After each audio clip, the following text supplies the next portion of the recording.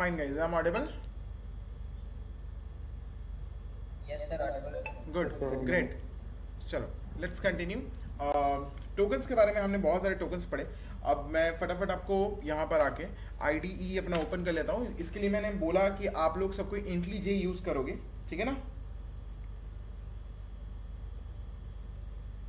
Clear? Yes, sir. आप लोग सभी भी इंटेलीजे यूज़ करोगे और इसी पे जो भी हम लोग कोड करने वाले हैं इसी पे करने वाले हैं, और कोई अलग से कोई कोड कहीं और नहीं लिखने वाले हैं. मैं जो भी कोड दिखाऊंगा यहीं दिखाऊंगा, ठीक है? आई होप कि मेरा स्क्रीन भी परफेक्टली विजिबल है आपके लिए. Yes, sir. Visible, sir.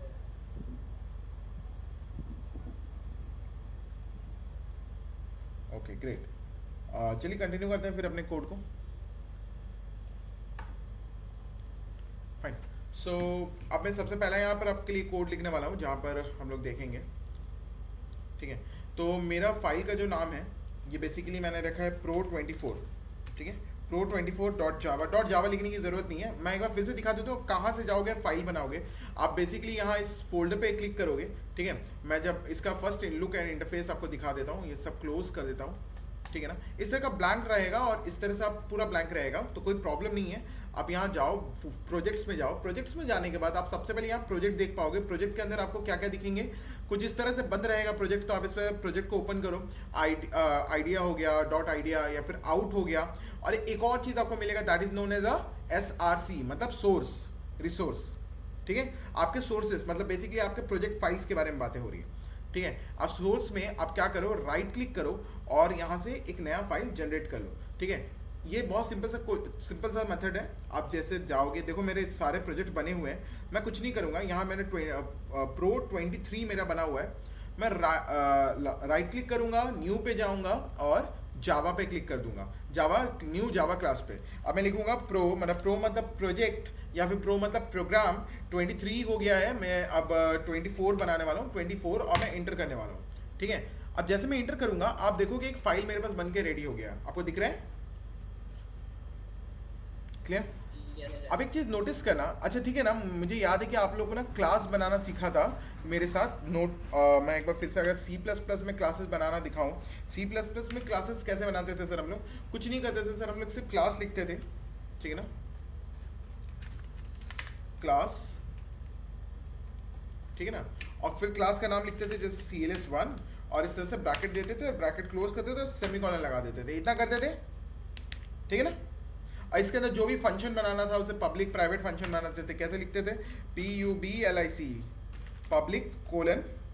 Public. इसके नीचे जो भी आता, जो भी फंक्शन हम लोग बनाते थे जैसे void void void sum, इस तरह का एक फंक्शन बना लिया, ब्रैकेट दे दिया, फंक्शन को ब्रैकेट दे दिया और फंक्शन को क्लोज करते थे, भाई ब्रैकेट को भी क्लोज कर लिया करते थे, ठीक है ना? तो इस तरह का फंक्शन बनाया करते थे. तो ये बताता था ये एक जो भी इस पब्लिक पैरामीटर के अंदर आते थे, नीचे आते थे, वो सारे के सारे पब्लिक हुआ करते थे.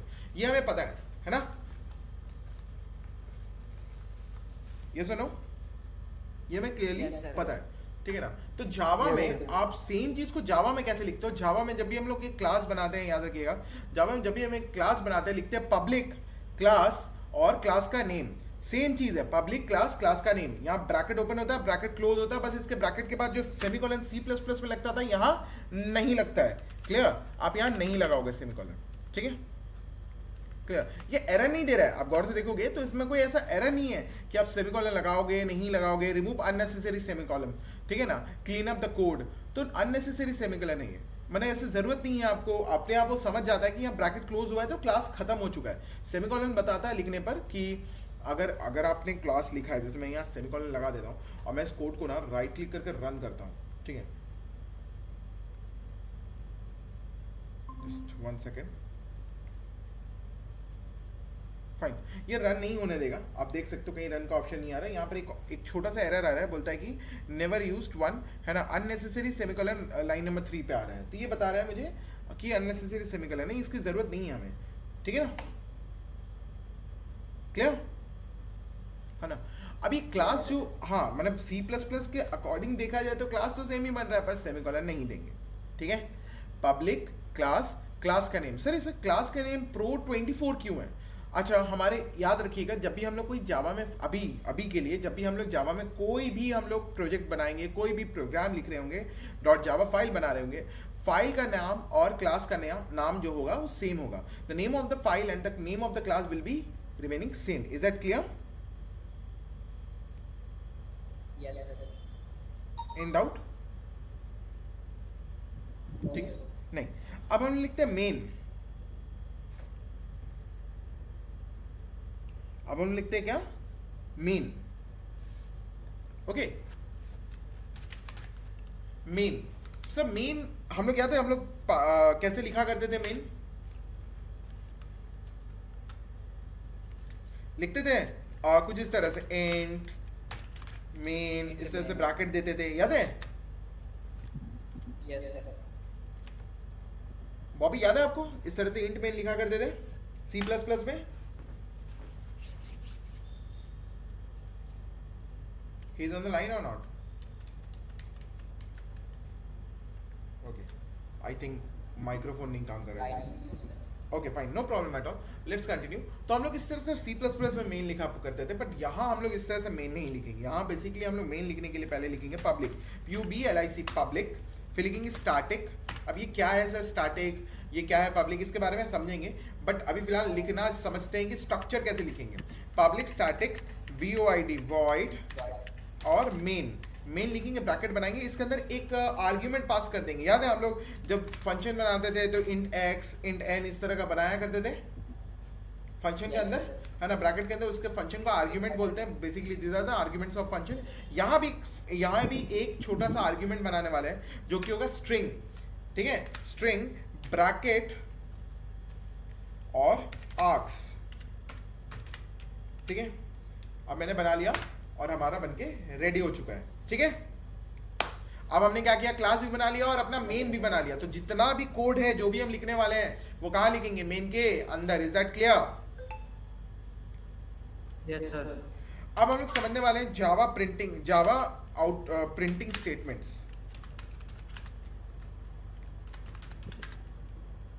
सर स्ट्रिंग लिखना मतलब मैंडेटरी है सर? हाँ, ये जो पार्ट जो मैंने अभी लिखा है ना पूरा का पूरा, ये पूरा का पूरा पार्ट लिखना जैसे मैंने लिखा है एट इट इज वैसा ही लिखना मैंडेटरी है. ठीक है, अब एक और चीज मैं अभी आपको बता देता हूँ सर. अगर इनकेस आप पूरा का पूरा ये पब्लिक स्टैटिक वॉइड मेन बार बार नहीं लिखना चाहते हो, तो फॉर द प्रोडक्टिविटी के लिए आप खाली मेन लिखोगे और इंटर मारोगे ना. सॉरी, अगर आप सिर्फ मेन लिखोगे और इंटर कर दोगे तो अपने आप पूरा का पूरा लिख के दे देगा मुझे public static void main. Is that clear? ठीक है, Yes, But sir. red line आ क्योंकि रहा मैंने है. 2 बार मेन लिख दिया ना, एक ही चीज को 2 बार डिक्लेयर नहीं कर सकते. ये तो कोई डाउट वाली बात ही नहीं है. ठीक है, अब मैं यहाँ जावा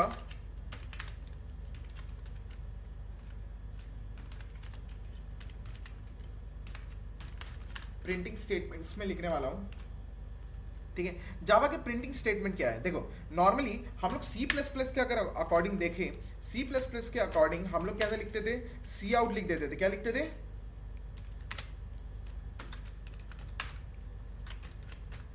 सी आउट हेलो वर्ल्ड लिखा करते थे, याद है?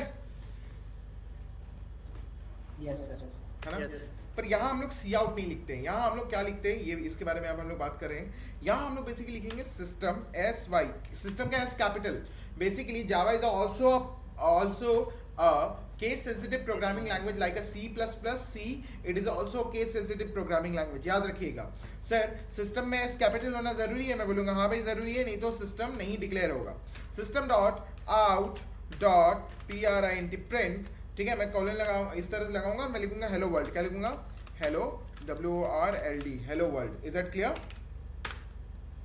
Yes sir. ठीक है, मैं सी प्लस प्लस में सी आउट लिखा करता था, बट यहां मैं लिखूंगा system dot out dot print. ठीक है, क्लियर? Yes, sir. इस Java IDE code है, में जावा का कोड है. बेसिकली जावा है. जावा में ऐसे ही लिखते हैं. ठीक है, मतलब हर चीज का एक लिखने का तरीका होता है, सिंटेक्स होता है. हर एक प्रोग्रामिंग लैंग्वेज का अपना सिंटैक्टिकल फॉर्मेट है, हमें उस फॉर्मेट को फॉलो करना पड़ेगा. अगर बहुत बार होता है ना कि बार बार आप system dot out dot print लिखना चाहते हो, बार बार कितना बार आप अगर बहुत बार लिखने वाले हो, या फिर आपको इतना बड़ा लाइन बार बार लिखना नहीं पसंद आ रहा है, तो इसका एक शॉर्टकट है, मैं बता देता हूँ. S, कैपिटल नहीं, SOUT, साउट क्या बोलते हैं, साउट। सिस्टम आउट क्या बोलते हैं इसको, system out. Clear? Yes sir. Yes sir. Sout लिख के आप इंटर करोगे ना, अपने आप लिख के दे देगा आपको system dot out dot print LN। ठीक है,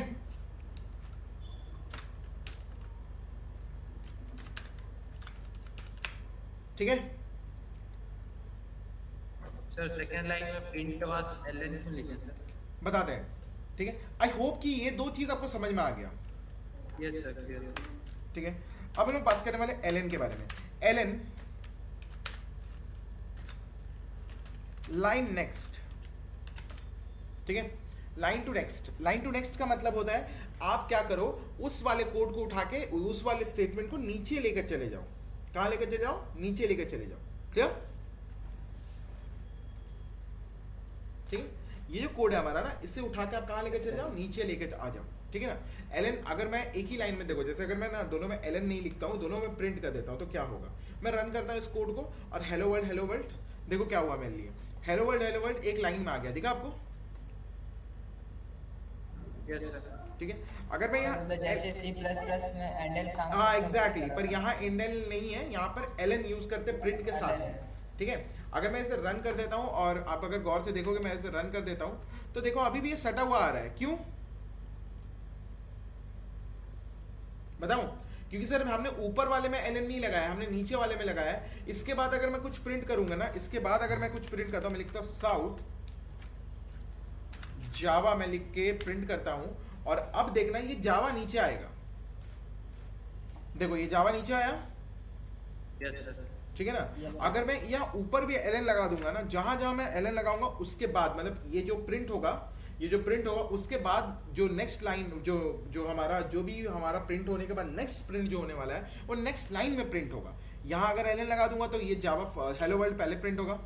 ठीक है, फिर दूसरा लाइन पे हेलो क्लास में लिख देता हूँ अपने लिए, हेलो क्लास, फिर प्रिंट होगा, फिर जावा प्रिंट होगा। क्लियर? तो LN का यूज आपको समझ में आ गया, एक एक लाइन ब्रेक करने के लिए, इसमें तो कोई प्रॉब्लम नहीं होगा। ठीक है, तो इसी तरह से हम लोग जावा में LN को यूज करते हैं। ठीक है ना। आई होप कि इतना क्लियर हो गया होगा। यस सर क्लियर है। ये कोड में इतना कोई प्रॉब्लम नहीं, मैं नेक्स्ट कोड में रिमूव कर सकता हूँ। Yes sir. चलो फटाफट दूसरे सिंटेक्स की तरफ बढ़ते हैं। प्रो 25 बना लेते हैं और अपने क्लास को हमने बना लिया। मुझे हमेशा मेन बनाना है तो मैं लिखूंगा, आऊंगा यहाँ इंटर करूंगा और लिखूंगा मेन, MAIN, मेन लिख के इंटर करूंगा और देखो मेरे पास मेन आ गया, कोई प्रॉब्लम नहीं है। अब मैं क्या करने वाला हूँ सर, सिंपली मैं यहाँ पर ना कुछ चीज़ें यूज़ करने वाला हूँ। जैसे मैं यहाँ पर अपने को इस पर आ जाता हूँ टोकन्स पे। टोकन्स में आने के बाद मेरे पास बहुत एक इंपॉर्टेंट सा टॉपिक है जिसको हम लोग बोलते हैं ऑपरेटर्स। ठीक है ना। ऑपरेटर एक बहुत इंपॉर्टेंट टॉपिक है हमारे लिए। ठीक है, क्या? अब ऑपरेटर्स में ना बहुत सारे ऑपरेटर, सबसे पहले अरिथमेटिक ऑपरेटर आया हमारे लिए। कौन सा है? Arithmetic operator. क्लियर? अब अरिथमेटिक ऑपरेटर में कौन कौन सा ऑपरेटर है हमारे पास? प्लस, माइनस, मल्टीप्लिकेशन, ठीक है, division and modulus. Is that clear? Yes sir.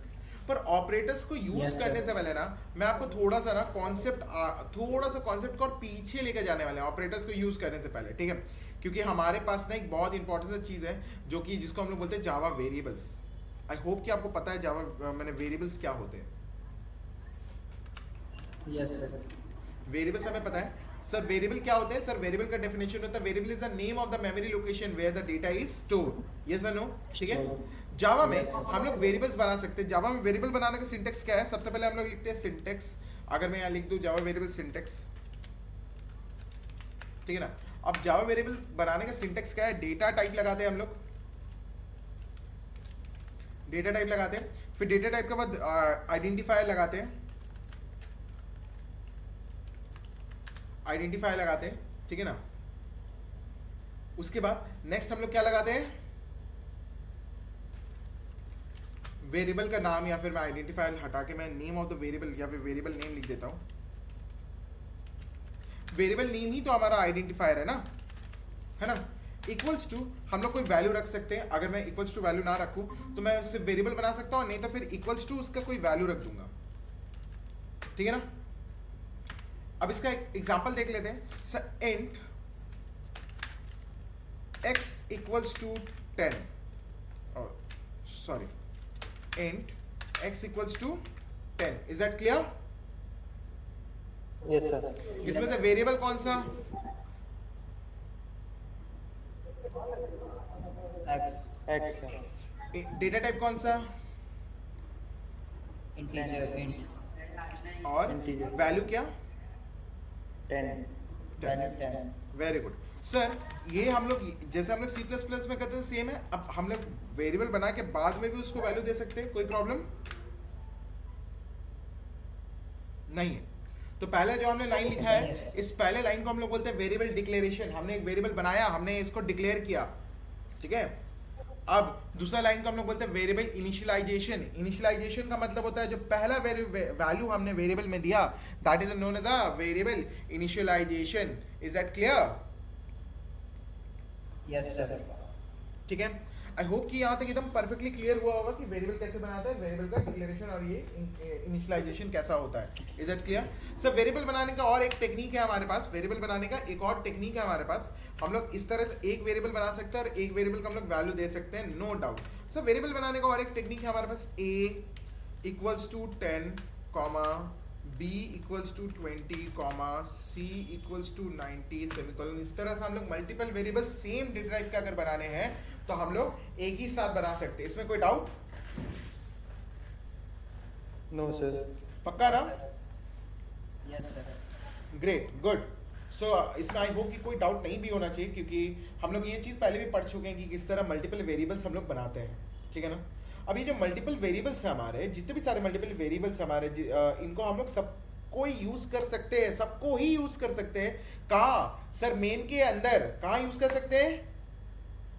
Main के अंदर सर। मेन के अंदर। Main के अब अंदर। मज़ेदार बात यहाँ क्या है ना, यहाँ 3 तरह का वेरिएबल बनते हैं। वेरिएबल्स का ना 3 टाइप है, ठीक है। एक वेरिएबल हमने बनाया, मैंने लिखा इंट, है ना, और मैंने वेरिएबल का नाम दे दिया y, ठीक है ना। y इक्वल्स टू 10, ठीक है ना। अब मैंने लिखा static int z equals to 80, ठीक है ना। अब तुम एक चीज़ नोटिस करोगे, सर आपने यहाँ भी एक वेरिएबल बनाया है। आपने ना देखो, गौर से देखो, मैंने ना, मुझे सही से बताना अगर आपको समझ में आया है तो मुझे क्या आप बता सकते हो कि ये वेरिएबल मैंने किसके अंदर बनाया है?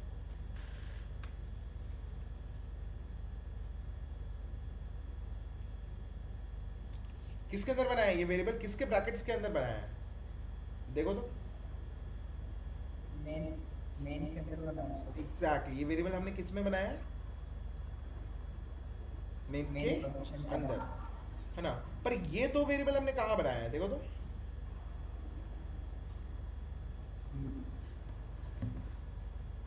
main के पहले ऊपर में बनाया sir हाँ, तो मेन के ऊपर क्या है? मेन किसके अंदर है?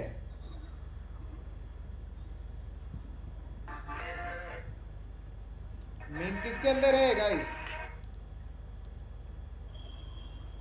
पब्लिक क्लास के अंदर सर। यस, मेन क्लास के अंदर है। तो हमने किसके अंदर बनाया है इसको? क्लास के अंदर। अंदर is that clear? yes sir हाँ, तो दोनों वेरिएबल क्लास के अंदर बनाए। एक मिनट गाइस रुकिएगा। Okay sir.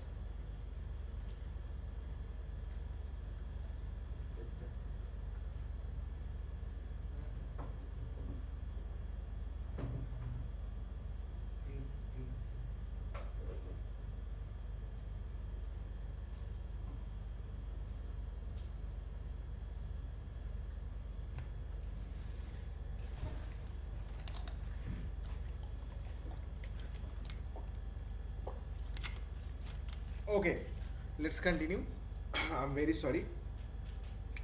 सो हमने मेन बना लिया, हमने मेन के अंदर 2 वेरिएबल बना लिया। अब ये वेरिएबल्स क्या है? अब ये किस वेरिएबल को क्या बोला जाता है? किस वेरिएबल किस तरह का है? कौन सा वेरिएबल किस तरह का है? सर आपने एक वेरिएबल क्लास के अंदर बनाया है, आपने एक दूसरा वेरिएबल क्लास के अंदर बनाया है, उसके आगे स्टैटिक लगा दिया, और सर आपने एक वेरिएबल मेन के अंदर बनाया। तीनों अलग अलग नाम से आपने वेरिएबल बनाया। अभी तीनों वेरिएबल का मतलब क्या है इसके बारे में थोड़ा सा समझते हैं, ठीक है। टाइप्स ऑफ वेरिएबल 3 तरह के हुए। एक लोकल वेरिएबल बना, एक इंस्टेंस वेरिएबल बना, और एक हमारे लिए स्टैटिक वेरिएबल बना, ठीक है ना। और सबसे पहले मैं लोकल वेरिएबल डिफाइन करना चाहता हूँ। सर ये जो मैंने x को यूज x जो बनाया है, क्या मैं x को मेन के अंदर यूज कर सकता हूँ? है ना? अरे सर मेन के अंदर बनाया तो मेन के अंदर तो यूज कर ही सकते हैं ना? Yes sir. कर सकता हूँ ना? मैं x लिखूंगा, देखो कोई एरर नहीं आएगा।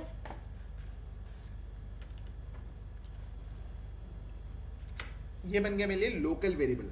क्या बन गया मेरे लिए? Local variable. अच्छा मेरी बात ध्यान से सुनना, जो x है हमारा उसको हम लोग मेन के अंदर से यूज कर सकते हैं और ये मेरे लिए बन गया लोकल वेरिएबल। तो मेरे कहने का ये मतलब है बेसिकली, अगर मैं x को बना रहा हूँ और x को यूज कर रहा हूँ और सिर्फ x मेन के अंदर से यूज हो सकता है, x को तो मैं मेन के बाहर से कॉल नहीं कर, मेन के बाहर से यूज नहीं कर सकता। x को तो मेन के अंदर ही यूज कर सकते हैं, मेन के बाहर से यूज तो नहीं कर सकते ना। ठीक है, तो अगर x को मेन के बाहर से किसी वेरिएबल को हम लोग किसी पैरामीटर मतलब किसी ब्लॉक ऑफ कोड के अंदर रख देते हैं तो एक लोकल वेरिएबल बन जाता है। सिर्फ मेन के अंदर ही नहीं, आप किसी भी फंक्शन के अंदर कोई वेरिएबल, मेन एक फंक्शन है, अगर आप किसी भी फंक्शन के अंदर वेरिएबल बना देते हो ना तो वो मेरे लिए क्या बन जाता है? एक local variable. Is that clear? ठीक है ना? आई होप इतना एकदम क्लियर हो गया होगा कि लोकल वेरिएबल क्या है और एक क्लास वेरिएबल क्या है।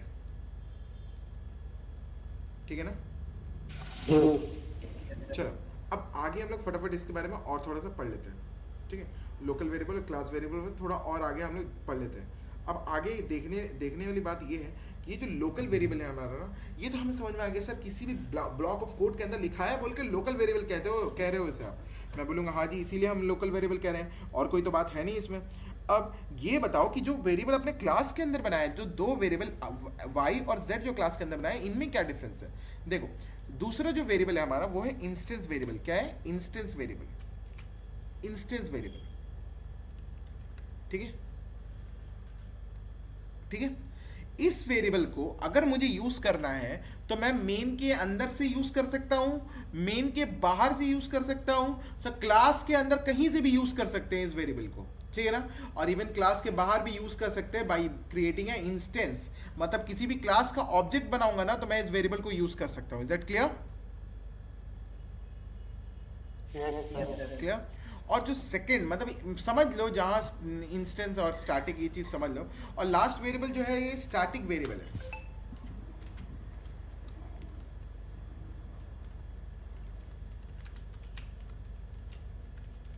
लास्ट क्या है ये मेरा? Static variable. ठीक है, क्लियर? और सर इसी को हम लोग स्टैटिक वेरिएबल की जगह एक और चीज बोलते हैं, इसको हम लोग बोलते हैं क्लास वेरिएबल। क्लास वेरिएबल भी बोलते हैं। कोई डाउट? ये तीन तरह का अलग अलग वेरिएबल है। अब किसका क्या काम है, किसका कैसा ज़रूरत है, वो तो हम लोग बाद में देख रहे होंगे, पर किसको कहाँ बनाने पर क्या उसका मीनिंग चेंज हो जाता है, आपको समझ में आया? Yes sir. ठीक है ना? तो इसमें तो कोई डाउट नहीं है, नो सर। है ना? अब हम लोग नेक्स्ट आगे बढ़ते हैं। ठीक है, अब हमारा नेक्स्ट जो पार्ट है, आई होप कि वेरिएबल आपको समझ में आ गया। अब हम लोग नेक्स्ट आगे बढ़ते हैं आइडेंटिफायर्स पे। कहाँ? सॉरी आइडेंटिफायर बोल रहा हूँ, डेटा टाइप्स पे बढ़ते हैं। ठीक है, अब ये डेटा टाइप्स क्या होता है? सर डेटा टाइप्स किसी भी बेसिकली डेटा टाइप्स आपके किसी भी वेरिएबल को आइडेंटिफाई करते हैं, है ना, कि वो वेरिएबल किस तरह का बनने वाला है। जिस तरह का डेटा टाइप होता है वेरिएबल भी उस तरह का वेरिएबल भी उस तरह का वैल्यू स्टोर करता है, लिटरल स्टोर करता है, if I am not wrong. Yes, yes sir. है ना? अब मेरा ध्यान से समझो कि डेटा टाइप्स ना जावा में दो तरह के, एक तो प्रिमिटिव हुए, एक नॉन प्रिमिटिव हुए। ठीक है, यस है ना? प्रिमिटिव डेटा टाइप्स और नॉन प्रिमिटिव डेटा टाइप हम लोग उसके बारे में भी देखेंगे, बट अभी फिलहाल के लिए अभी हम लोग सिर्फ प्रिमिटिव पढ़ने वाले हैं। कौन सा पढ़ने वाले हैं? प्रिमिटिव। तो प्रिमिटिव डेटा टाइप में हमारे पास ना कुछ इतने सारे डेटा टाइप्स है। कितने सारे? बहुत सारे सर। सब बुलियन एक डेटा टाइप है, बाइट एक डेटा टाइप है, कैर एक डेटा टाइप है, शॉर्ट एक डेटा टाइप है, इंट एक डेटा टाइप है, लॉन्ग, फ्लोट, डबल, ये सारे कहीं ना कहीं हमने पढ़े हैं C++ में। ठीक है, अब देखो इसका एक पूरा का पूरा इन्होंने एक डेटा टाइप का स्ट्रक्चर बनाया है कि कहाँ से कहाँ तक क्या है, ठीक है ना। सबसे पहले जो डेटा टाइप है वो दो तरह में डिवाइड हुए हैं, वो एक प्रिमिटिव है, नॉन प्रिमिटिव है, ठीक है। प्रिमिटिव में दो डिवाइड हुए हैं, एक बुलियन है और एक न्यूमेरिक है, ठीक है। माने एक बुलियन हुआ और एक नंबर हुआ, ठीक है। बुलियन में सिर्फ बुलियन ही डेटा टाइप है। नंबर में भी दो में डिवाइड हुआ सर। नंबर में एक हुआ कैरेक्टर और एक हुआ इंटीजरल, ठीक है। नंबर में क्या डिवाइड हुआ, एक कैरेक्टर हो गया, एक इंटीजरल हो गया। कैरेक्टर का डेटा टाइप का नाम है कैर, कैरेक्टर का डेटा टाइप का क्या नाम है, कैर, ठीक है। न्यूमेरिक में इंटीजरल हो गया हमारा, और इंटीजरल में भी दो टाइप से डिवाइड हो गए, एक इंटीजर हुआ और एक फ्लोटिंग हुआ, ठीक है। इंटीजरल में भी दो पार्ट में डिवाइड हो गए, इंटीजरल हुआ, एक फ्लोटिंग हुआ। इंटीजरल में दो पार्ट हो गए हमारे। पहला इंटीजर में जो पार्ट है उसके अंदर बाइट एक डेटा टाइप आता है, शॉर्ट आता है, इंट आता है, लॉन्ग आता है। उसके अलावा हमारे पास फ्लोटिंग में दो पार्ट हो गए, double float and double. Is that clear, ठीक है। है ना। हर डेटा टाइप का साइज और डिफॉल्ट वैल्यू होता है। अगर हम लोग बुलियन लेते हैं, कुछ भी वैल्यू डालते हैं तो बाय डिफॉल्ट उसमें फॉल्स मिलता है, वो एक बिट का होता है। उसी तरह अलग अलग डेटा टाइप्स के अलग अलग हमारे वैल्यू हैं, क्लियर। अब लॉन्ग और फ्लोट और डबल की एक आइडेंटिफिकेशन है, उसका लिटरल का एक आइडेंटिफिकेशन है। अगर आप किसी भी वैल्यू के साथ एल लगा हुआ देखोगे तो एक long data type, long literal है, क्लियर। किसी भी वैल्यू के साथ अगर एल लिखा हुआ देखोगे सर, किसी भी वैल्यू के साथ एफ लिखा हुआ देखोगे तो आप समझोगे वो एक फ्लोटिंग लिटरल है। और किसी भी वैल्यू के साथ अगर आप डी लिखा हुआ देखोगे तो वो एक डबल लिटरल है। इज दैट क्लियर, ठीक है। अब जो भी हमारा वैल्यू है डबल, फ्लोट या लॉन्ग में हो, बट ये जो बाय डिफॉल्ट वैल्यू होता है ना, अगर मैं सिर्फ 3.5 लिख दूं, मैं लिख दूं 3.5, ठीक है ना, ठीक है। तो वो एक डबल हो जाएगा ऑटोमेटिकली। अगर मैं इसको थोड़ा सा डेमोस्ट्रेट करूँ ना, है ना, डेटा टाइप्स को थोड़ा सा डेटा टाइप्स को डेमोस्ट्रेट करूँ तो उसमें आ जाते हैं, यहाँ पर आ जाते हैं, फटाफट हम लोग डेटा टाइप लिख देते हैं, ठीक है ना। एक हमारे पास ना बहुत ही अच्छा सा function, I mean just 1 minute, गलत हो गया।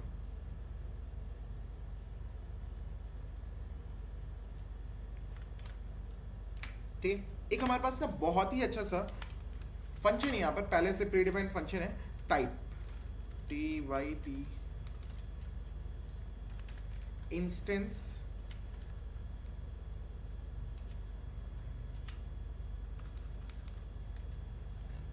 इंस्टेंस ऑफ है, या फिर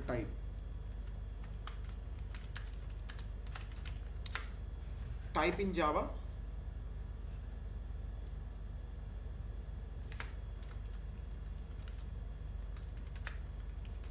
टाइप फंक्शन इन जावा।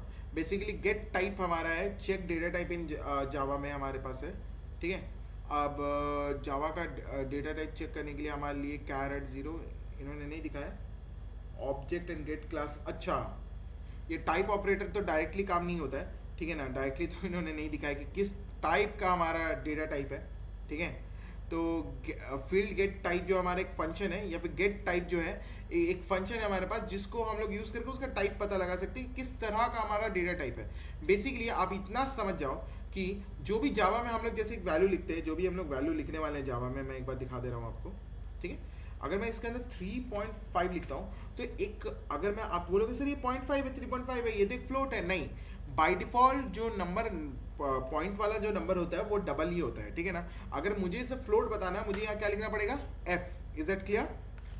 अगर मैं यहाँ l लिख देता हूँ तो ये गलत हो जाएगा। मैं अगर l लिख दूँ, कैपिटल या स्मॉल l लिख दूँ तो ये गलत हो जाएगा, क्योंकि 3.5 एक लॉन्ग तो हो ही नहीं सकता, क्योंकि लॉन्ग जो डेटा टाइप है सर वो किसके अंदर आता है, इंटीजर फैमिली के अंदर आता है, क्लियर।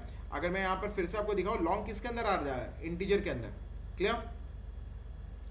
और इंटीजर के अंदर पॉइंट वाला वैल्यू हम लिख ही नहीं सकते, पर फ्लोट और डबल में आई होप कि आपको क्लियर हुआ होगा। बस ये दो चीज़ आपको देखने हैं, ठीक है ना, और ज़्यादा चीज़ आपको नहीं देखना है। बाकी तो आपको डेटा टाइप्स पता है। फिलहाल आप उसके आप इस पूरे चार्ट को अच्छे से ओवरव्यू करोगे, आप देखोगे किस डेटा टाइप का क्या साइज है सर, उसमें क्या किस तरह का डिफ़ॉल्ट वैल्यू स्टोर कर सकते हैं। डिफ़ॉल्ट वैल्यू मतलब बाय डिफ़ॉल्ट वैल्यू, ठीक है ना। अब एक चीज़ आप नोटिस करोगे, अगर मैं यहाँ पर एक्स को कोई वैल्यू नहीं देता हूँ, मैं एक्स को कोई वैल्यू नहीं देता हूँ और मैं एक्स को प्रिंट करता हूँ, ठीक है ना, तो ये एक मुझे एरर देने वाला है, ठीक है ना। ये एरर देने वाला है क्योंकि एक लोकल वेरिएबल में हमें बाय डिफ़ॉल्ट वैल्यू या फिर बाई डिफॉल्ट वैल्यू नहीं मिलता है। लोकल वेरिएबल में हमें एक इनिशियलाइजेशन वैल्यू इनिशियलाइज करना पड़ता है, ठीक है ना। बट अगर वाई को आप ध्यान से देखना, वाई में मैंने कुछ नहीं रखा है, पर मैं वाई को अंदर प्रिंट करने वाला हूँ, वाई को मैं लिखने वाला हूँ। तो वाई, अच्छा वाई तो यहाँ पर दिखाई नहीं रहा है मुझे, पब्लिक नहीं है, PUBLIC पब्लिक। क्लास के अंदर से पब्लिक प्राइवेट का तो प्रॉब्लम नहीं होना चाहिए, क्लास के अंदर एकदम पब्लिक प्राइवेट का प्रॉब्लम नहीं होना चाहिए, क्लास के अंदर तो सब हम लोग यूज़ कर सकते हैं, ठीक है ना। मुझे इसे देखना पड़ेगा दिस क्यों बता रहा है, ठीक है। मेक, अच्छा बोलता है pro25.y स्टैटिक, स्टैटिक बनाओ इसे, क्या करो स्टैटिक बनाओ, क्योंकि स्टैटिक फंक्शन के अंदर से स्टैटिक वेरिएबल यूज़ हो सकता है। मैं इसे नहीं बनाऊंगा, मैं इसे ऐसे ही छोड़ दूंगा, ठीक है। मैं z को यूज़ करने वाला हूँ, z को यूज़ करने वाला हूँ, और मैं z का डिफ़ॉल्ट वैल्यू हटा दूंगा। z में अभी मैंने कुछ नहीं रखा है, ठीक है ना, z में मैंने कुछ नहीं रखा। मैं z को प्रिंट करूंगा तो इसको बाय डिफ़ॉल्ट वैल्यू 0 देगा, बाय डिफ़ॉल्ट वैल्यू 0 देगा। क्यों? क्योंकि इंटीजर का डिफ़ॉल्ट वैल्यू क्या होता है सर, 0 होता है, हमें याद है, ठीक है। देखो मुझे 0 दे रहा है, z में मैंने कोई वैल्यू रखा है, नहीं रखा है, पर बाय डिफ़ॉल्ट वैल्यूज में 0 आ जाएगा। तो सर जो हमारे इंस्टेंस वेरिएबल होते हैं या फिर जो भी हमारा क्लास वेरिएबल होता है वो हमारे उनमें बाय डिफ़ॉल्ट वैल्यू होते हैं, पर जो हमारे लोकल वेरिएबल होते हैं उसमें कोई भी बाय डिफ़ॉल्ट वैल्यू नहीं होता, हमें उसमें कोई डिफ़ॉल्ट वैल्यू नहीं मिलता, हमें उसमें कोई इनिशियलाइजेशन करना पड़ेगा, मतलब कोई इनिशियल वैल्यू डालना पड़ेगा। Is that clear? That is the data type, nothing else. Data type कितने टाइप के होते हैं सब कुछ हमने देख लिया। अब हम लोग पढ़ने वाले ऑपरेटर्स के बारे में। तो हाँ चाहेंगे तो तीनों को ब्लैंक रख सकते हैं सर, x y z। हाँ ब्लैंक रख सकते हैं, पर प्रिंट करते हुए सिर्फ हम लोग प्रिंट करेंगे तो इसमें एरर नहीं आएगा। पर x को अगर हम लोग ब्लैंक रखेंगे, x को अगर हम लोग ब्लैंक रखेंगे और x को अगर प्रिंट करने का कोशिश करेंगे तो हमें एरर आने लगेगा। मैं अगर दिखाऊं, x लिख दूं तो ये एरर देगा। देखो मुझे नीचे रेड लाइन आ रहा है, दिख रहा है आपको? Yes sir. हाँ ये एरर दे रहा है। ये क्यों दे रहा है error sir? Just because of interpreter. Java में जो इंटरप्रेटर है ये बता रहा है कि ये गलत है, इसमें एरर है। Is that clear? Yes sir, clear. ठीक है। अब हम जावा में ऑपरेटर्स पढ़ने वाले हैं, जावा ऑपरेटर्स पढ़ने वाले हैं। और ऑपरेटर्स में मुझे पता है जहाँ तक कि आप लोगों ने काफ़ी सारे ऑपरेटर पहले से पढ़ के रखे हैं, तो मुझे नहीं लगता कि ज़्यादा प्रॉब्लम होना चाहिए हमें, ठीक है ना। तो जावा ऑपरेटर्स हम लोग देखने वाले। सबसे पहले ऑपरेटर का सीरीज में हमारे पास नंबर 1 में अर्थमेटिक ऑपरेटर है। अर्थमेटिक ऑपरेटर मतलब प्लस माइनस इंटू डिवाइड और मॉड्यूलस, ठीक है ना। अगर मैं यहाँ लिखूँ साउट और मैं यहाँ लिख देता हूँ 20 + 50, ठीक है ना, 20 + 50, और मैं इसी को और क्या करने वाला हूँ, कंट्रोल D करके नीचे ले आऊँगा और मैं यहाँ 20 - 50 लिखने वाला हूँ, मैं मल्टीप्लाइड बाई 50 लिखने वाला हूँ, मैं डिवाइडेड बाई 50 लिखने वाला हूँ, मैं मॉड्यूलस 50 लिखने वाला हूँ, मॉड 50 लिखने वाला हूँ, ठीक है। और ठीक है, मुझे लगता है मेरा काम हो गया। अब मुझे बताओ, अगर आपको ऑपरेटर का प्रॉपर नॉलेज है तो मुझे सब आंसर आप बता दो फटाफट। सुमित, पहला वाला का क्या आंसर होगा? 70। चलो भाई, दूसरा वाला का क्या आंसर होगा बॉबी? 30। -30 सर। -30। थर्ड वाले का आंसर क्या होगा? 1000। 1000। यस। ठीक है जी, 1000 हो गया फर्स्ट वाला, थर्ड वाला का आंसर। नेक्स्ट का आंसर क्या होगा? हाँ अब बताओ, डिवाइड का क्या आंसर होगा? 2.5। अरे 20 डिवाइडेड बाई 50 बोला है, 50 डिवाइडेड बाई 20 थोड़ी ना बोला है। छोटा नंबर से डिवाइड करते हैं ना। अरे छोटा नंबर से डिवाइड करते तो ये जैसा लिखा हो वैसे ना डिवाइड करोगे। 20 डिवाइडेड बाई 50 मतलब, अब आपको लगता है ड्रॉ करके समझाना होगा।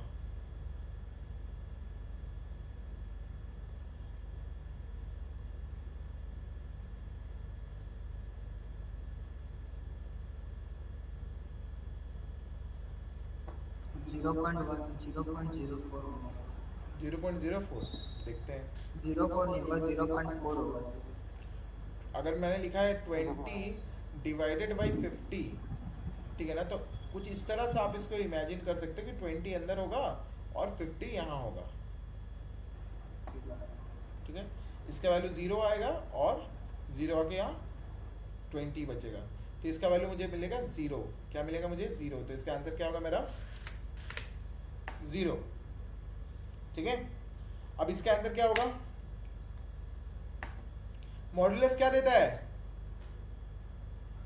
सर इसमें 20 मॉड्यूलस क्या देता है? रिमाइंडर। एग्जैक्टली तो अगर मैं 20 से डिवाइड कर रहा था तो मुझे मॉड्यूलस क्या मिला? अरे सर एक छोटा नंबर है, 20 ही निकल जाएगा ना, तो इसका आंसर हो जाएगा 20 ही मिल जाएगा मुझे इटसेल्फ। ठीक है, अब मैं इसे रन करता हूँ और फटाफट निकालता हूँ, देखता हूँ कि क्या आंसर आता है। अरे यार मुझे तो एक एरर दे रहा है। क्यों एरर दे रहा है? क्योंकि यहाँ मैंने एक्स को प्रिंट करने की कोशिश की और एक्स में कोई वैल्यू नहीं है। तो मैं फिलहाल के लिए इस लाइन को डबल स्लैश कर देता हूँ और मैं यहाँ लिख देता हूँ एरर। ठीक है ना,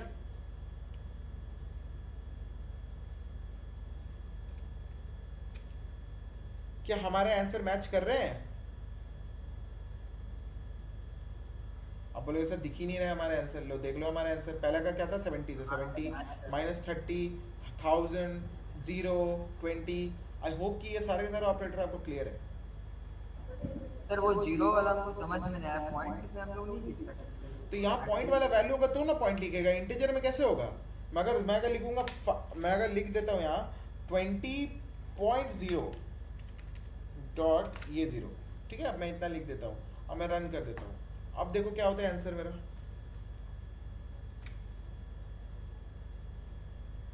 नहीं समझ में आया?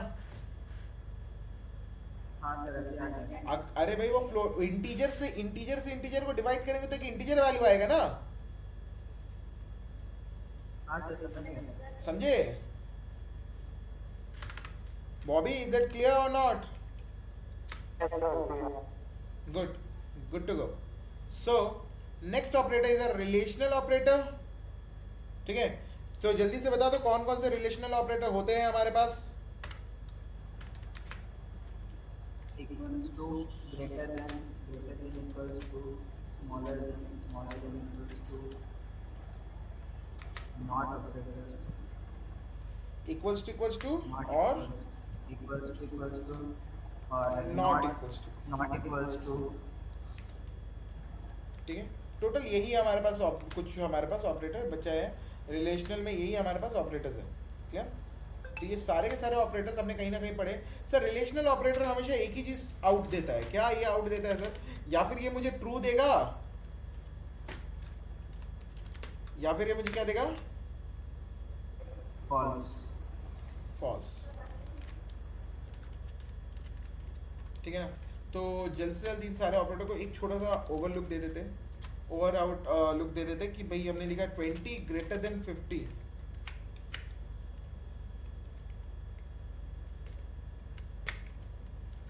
ठीक है, नेक्स्ट दे देते 20 smaller than 50, 20 smaller than 20,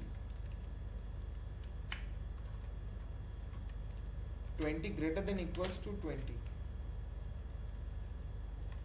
50 equals to 20 equals to 50, not equals to 50। ठीक है, और हमारा एक क्या बच गया? Greater than, less than, greater than, equals to हो गया। 20 smaller than equals to 50।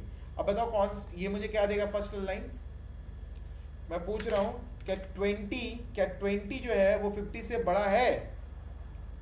False. क्या? Yes sir. अब मुझे बताओ True. 20 smaller than 50? True sir. True. Next मुझे बताओ 20 स्मॉलर देन 20?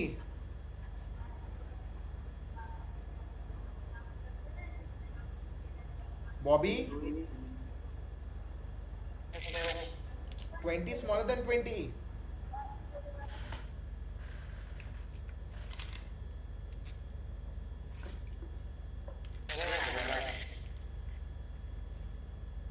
ट्वेंटी क्या 20 से छोटा है?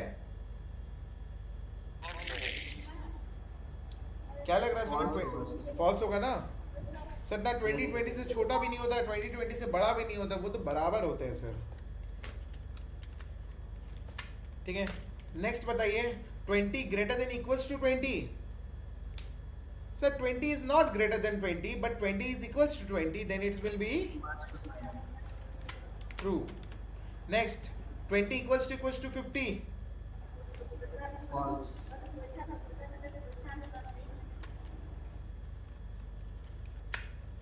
डबल इक्वल्स टू हाँ, डबल इक्वल्स क्या करता है, डबल इक्वल्स टू चेक करता है कि जो लेफ्ट साइड का वैल्यू है क्या वो राइट साइड के बराबर है, कंपेयर करता है। ठीक है, क्योंकि हमने देखा सर जब हम लोग इक्वल्स टू यूज करते हैं तो हम लोग कोई वैल्यू को किसी वेरिएबल में स्टोर करते हैं तो हम लोग इक्वल्स टू चेक नहीं कर सकते। इक्वल्स टू तो एक दूसरा ऑपरेटर हो गया। डबल इक्वल्स टू हमारे लिए चेक करता है कि सर क्या ये फर्स्ट वैल्यू क्या सेकंड वैल्यू से, या फिर मैं बोल सकता हूँ this is the first operand is equals to the second operand. Is that clear? ठीक है, move to the next. 20 not equals to 50, क्या 20 50 के बराबर नहीं है? True. True. 20 smaller than equals to 50. So 20 is smaller than 50 but not equals to. Then only true. दोनों में से एक, इसमें समझ लो स्मॉलर देन इक्वल्स टू का मतलब क्या है, या फिर ये दोनों, ये पहला 20 या फिर 50 से छोटा होगा तो भी ट्रू, और सर अगर 20 अगर 20 या 50 बराबर है तो भी ट्रू। मतलब या फिर स्मॉलर हो या फिर बराबर हो, दोनों में से एक ट्रू होना चाहिए। ठीक है, तो ट्रू। ठीक है, अगर स्मॉलर भी नहीं है और बराबर भी नहीं है देन ओनली फॉल्स। ठीक है, तो इस केस में तो 20 50 के छोटा है तो पहला वाला तो सही है, तो फॉल्स आई मीन ट्रू। देखते हैं फटाफट, इसे रन करते हैं। हो गया हमारा काम, देख लेते हैं। पहला हमारा फॉल्स था, फिर हमारे पास ट्रू आया, फिर फॉल्स आया, फिर ट्रू आया, एकदम सही है, फिर फॉल्स आया, फिर ट्रू आया, और लास्ट में 2 ट्रू है, तो यहाँ भी 2 ट्रू है लास्ट में, तो कोई प्रॉब्लम नहीं है, एकदम परफेक्ट है। ठीक है, यस सर। ठीक है, नेक्स्ट हमारे पास ऑपरेटर है, नेक्स्ट हमारा जो ऑपरेटर है that is known as a operator number 3, that is a logical operator. ठीक है, और उसके बाद नेक्स्ट हमारा ऑपरेटर है ऑपरेटर नंबर 4 जो कि है हमारे लिए असाइनमेंट ऑपरेटर। ठीक है, नेक्स्ट हमारा ऑपरेटर जो है ऑपरेटर नंबर 5। ठीक है, मैं आपको बताना चाहूंगा यहाँ पर आपके लिए टर्नरी ऑपरेटर।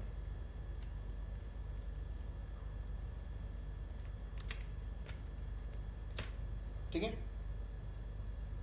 और लास्ट ऑपरेटर जिसके बारे में हम थोड़ा थोड़ा हम लोग देखेंगे, सारे ऑपरेटर्स तो बिटवाइज में नहीं देखेंगे क्योंकि सारे ऑपरेटर्स अभी आपके लिए आप कभी बिटवाइज ऑपरेटर पढ़े नहीं हो, और इस बार हमारे कोर्स में बिटवाइज ऑपरेटर नहीं है, पर मैं चाहता हूँ कि आपको बताऊँ कि बिटवाइज ऑपरेटर कैसे काम करता है, होता क्या है। बहुत बार होता है कि आप लोग बिटवाइज ऑपरेटर यूज़ नहीं करते हो, ज़्यादातर कंपनीज में ये सारे चीज़ पूछ लेते हैं थोड़े से। ठीक है ना, और लास्ट हमारे पास एक यूनिरी ऑपरेटर है, इसके बारे में अभी हम लोग इसके बारे में डिस्कस करेंगे एट लास्ट एकदम, और इस ऑपरेटर्स को खत्म करने के बाद हमारा ऑपरेटर का सारा सीरीज खत्म। क्लियर? Yes sir. तो नेक्स्ट क्लास ये चारों ऑपरेटर हम लोग कंप्लीट, पांचों ऑपरेटर हम लोग कंप्लीट करेंगे, और नेक्स्ट क्लास हम लोग ऑपरेटर से आगे बढ़ के हमारा पूरा का पूरा जो टोकन्स है उसे कंप्लीट कर चुके होंगे। क्लियर? हमारा ऑपरेटर्स खत्म, कीवर्ड्स तक हम लोग ये सब सारा चीज़ पढ़ चुके हैं। ठीक है, थोड़ा सा मैं यूनिकोड के बारे में बताऊंगा और उसके बाद डायरेक्ट कंट्रोल स्ट्रक्चर पे जंप करेंगे। ठीक है, ये सारे कंट्रोल स्ट्रक्चर हमने पढ़े हैं। सर हमने कंट्रोल स्ट्रक्चर में इफ एल्स पढ़ा है, हाँ सर। Yes, sir. सर हमने स्विच पढ़ा है, हाँ सर। सर हमने फॉर लूप पढ़ा है, हाँ सर। सर हमने डुबल बनाया, हाँ सर। सर हमने वाइल देखा है, डुबल देखा, हाँ सर। ब्रेक एंड कंटिन्यू देखा है, हाँ सर। सर हमने कमेंट्स तो हमने बता दिया। अभी तक जो भी मैं लिख रहा था, जो ये सब मैं लाइन लिख रहा हूँ ना डबल स्लैश करके, ये सारे क्या है मेरे comment, single line comment. Single line comments, exactly. Multi line comments और सिंगल लाइन कमेंट्स हमने पढ़े हैं। मल्टी लाइन और सिंगल लाइन का हमने डिफरेंस देखा है। सर इस तरह से जब हम लोग कमेंट लिखते थे इसको सिंगल लाइन कमेंट बोलते हैं। ठीक है सर, जब हम लोग कभी कमेंट्स को इस तरह से लिखते हैं, मतलब स्लैश स्टार फिर पूरा अंदर कोड लाइन ब्रेक कर करके और फिर स्टार स्लैश, तो इसे हम लोग मल्टी लाइन कमेंट बोलते हैं। क्या बोलते हैं? Multi line comments. ठीक है ना। और एक और तरीका है, यहाँ पर जावा में 3 तरह के कमेंट्स होते हैं बेसिकली। अब देखोगे जावा डॉक्यूमेंटेशन कमेंट्स, जावा डॉक्यूमेंटेशन कमेंट। जावा का डॉक्यूमेंटेशन कमेंट कुछ इस तरह का होता है कि जावा में हम लोग कमेंट लिखते हुए लिखते हैं स्लैश डबल एस्ट्रिक, फिर हम लोग जो भी पॉइंट लिखते हैं एस्टिक बना बना के लिखते हैं, पॉइंट बना बना के लिखते हैं, ठीक है। तो इसको बोलते हैं जावा डॉक्यूमेंटेशन कमेंट्स, ठीक है। ये हम लोग जब भी जावा का हम लोग फाइल बनाते हैं, जावा डॉक्यूमेंटेशन बनाते हैं, इसीलिए कि कल को अगर जावा में हमें कोई भी चीज़ जानना हो कि ये पार्ट क्यों लिखा था, ये सारा क्यों लिखा है हमने, ठीक है ना। तो ये पार्ट लिखा है to understand the logic relational operator, इसलिए हम लोग इस पार्ट को लिखे हैं। तो ये चीज़ जावा डॉक्यूमेंटेशन से हम लोग पढ़ सकते हैं। Is that clear? ठीक है। Yes, sir. आपका काम क्या है सर? हमारा काम है कि पांचों ऑपरेटर के बारे में पढ़ के आना, समझ के आना, क्योंकि मुझे नहीं लगता लॉजिकल ऑपरेटर आपको समझाने की ज़रूरत है। Assignment operator, ternary operator, unary operator, आपको बस एक ऑपरेटर का एग्जांपल दिखाना, that is known as the bitwise operator. Any doubt? हाँ सर। No sir. पक्का? Yes sir. ठीक है।